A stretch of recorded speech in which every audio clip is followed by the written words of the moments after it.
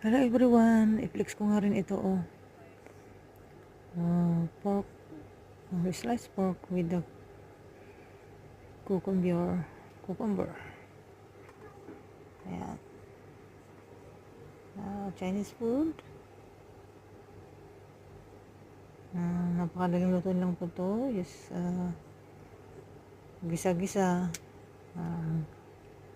Gisa-gisa po yan. At yung karne, minarinate ko na siya ng oyster sauce, soy sauce, black pepper, and cornstarch.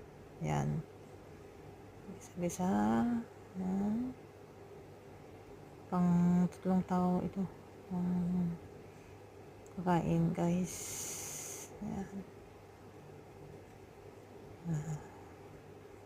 So delicious food. Ayan, ang paborito. Salamat sa panonood. Bye bye.